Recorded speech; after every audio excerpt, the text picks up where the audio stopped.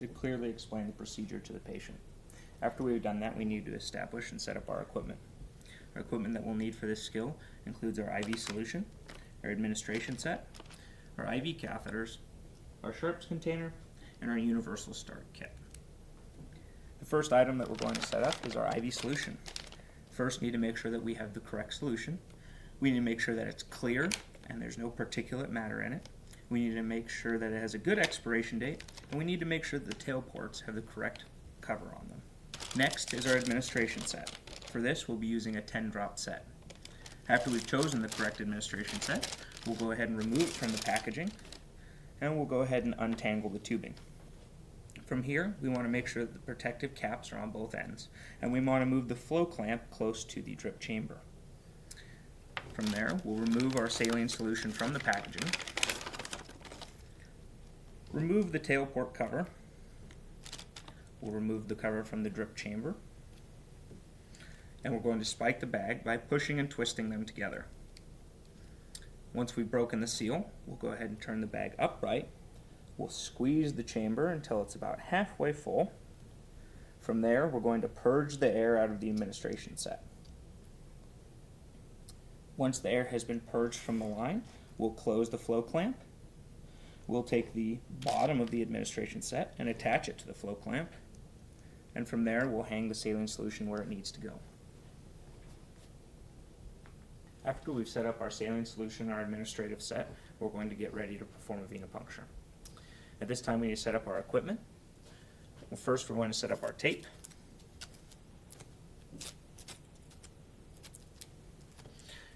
After that, we're going to set up our alcohol swab,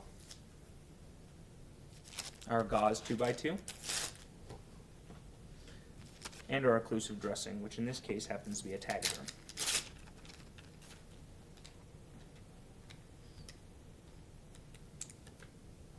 After that's completed, it's time to put our PPE on.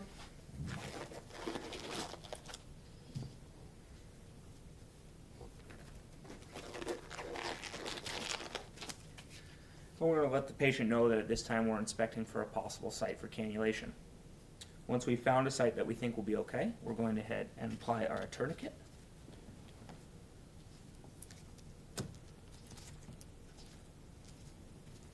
Once the tourniquet has been applied, we can go ahead and palpate the area.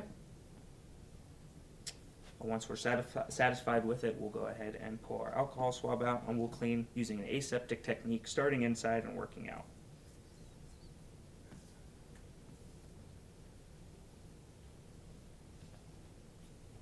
Once the area has been cleaned, we're going to go ahead and choose the appropriate IV catheter. In this case will be a 20-gauge IV catheter. We're going to try and maintain its sterility as much as possible as we pull it out of the packaging. Once we have it, we'll go ahead and pull the cap off. We're going to inspect for burrs, and we're going to loosen the hub.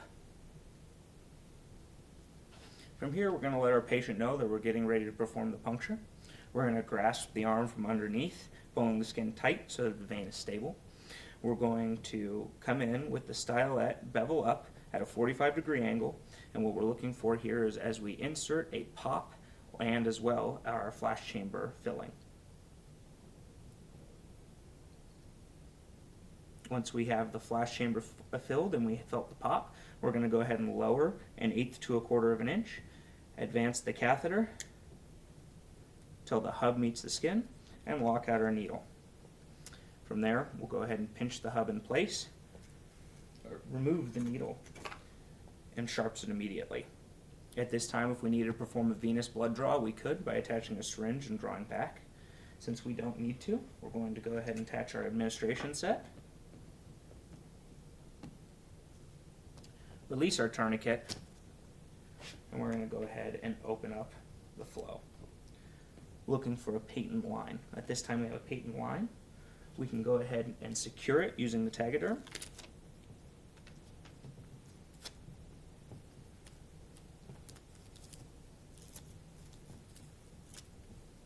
Once the line has been secured, we're going to be inspecting for infiltration and any kind of irritation.